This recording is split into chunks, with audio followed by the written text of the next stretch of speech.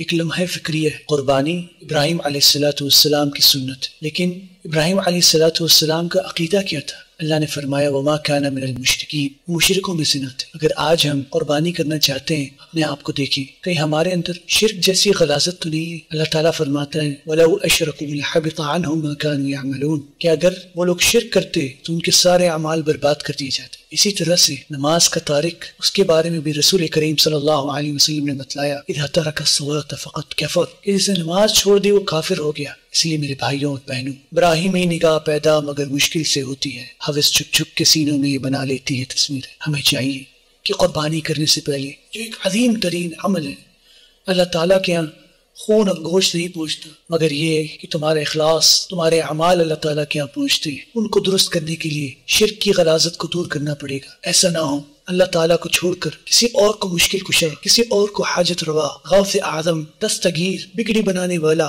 کشتیوں کو پار لگانے والا بنا رکھا۔ اللہ تعالیٰ سے دعا ہے کہ اللہ تعالیٰ ہمارے اندر سے شرک کی غلاظتیں، کفر کی غلاظتیں ختم کرتے اور ہمیں کتاب و سنت پر چلنے والا بنا۔